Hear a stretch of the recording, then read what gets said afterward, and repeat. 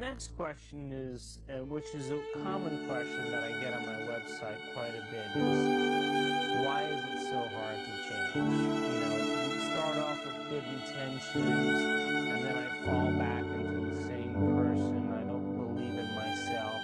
Is this really possible? Well, let's talk about that, because we have to begin to understand that there's a certain physiology that takes place between the brain and the body. Every time we have a thought, we make a chemical. If we have great thoughts or unlimited thoughts, we make chemicals that signal the body for us to begin to feel exactly the way we were just thinking, which would be great or unlimited.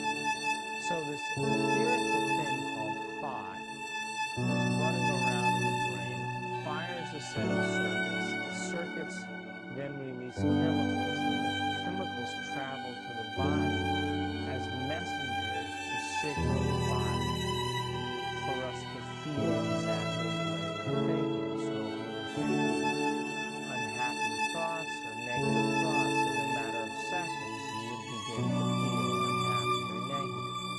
So now the body then gets the signal from the brain, and we begin to have mind and body working together. We begin to have our thoughts stimulating our body, and we begin to think negatively, we begin to feel negatively.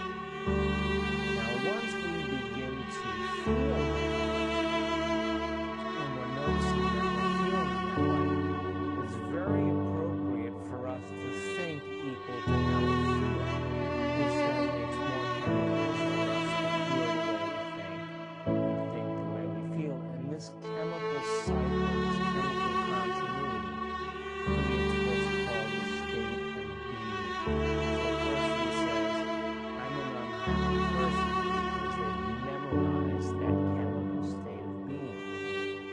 Now, if you think about this, the repetitive cycle,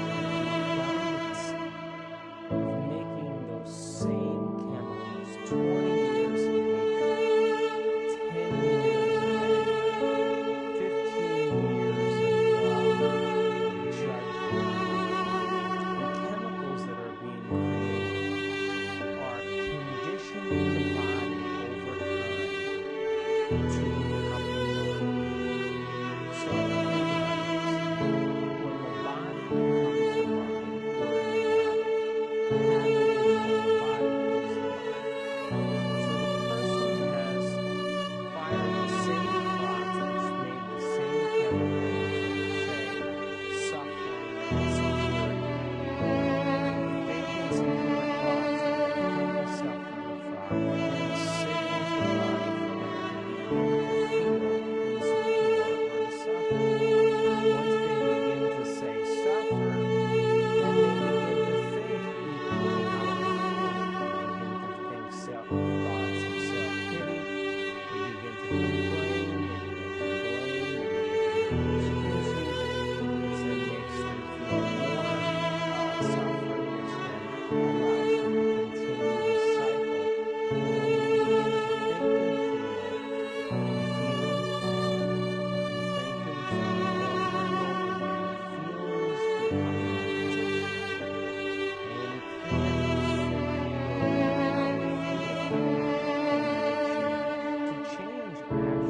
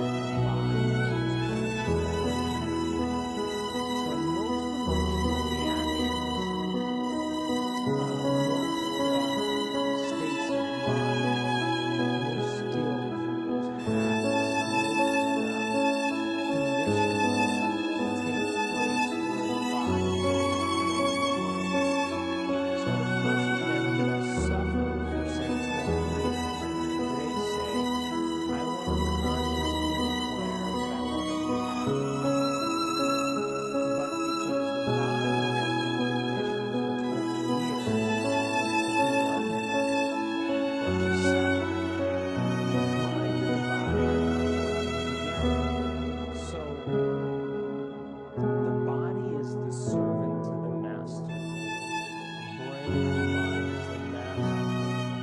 If we condition the body to know better than the brain, the servant literally becomes the master, and then the master goes to sleep.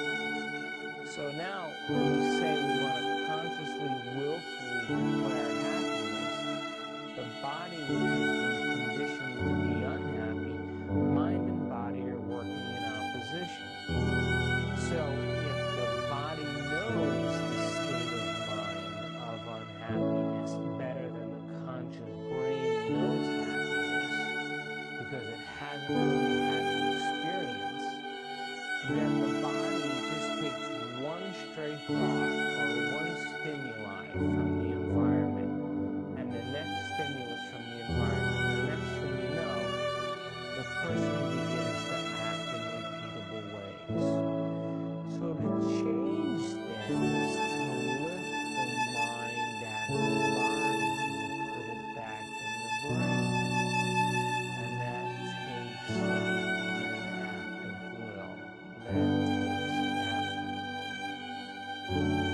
Nobody tells us that change is going to be difficult.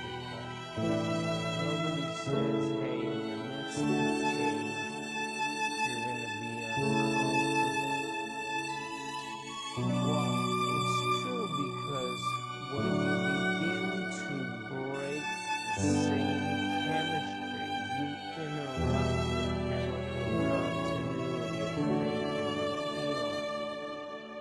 If you say, today I'm no longer going to suffer, today I'm no longer going to feel sorry for myself, today I'm no longer going to be making excuses or blaming anyone, and you begin to stop the same thoughts and same actions, you're no longer making the same chemistry with the body, and the body begins to go in chaos. It begins to revolt because it's been conditioned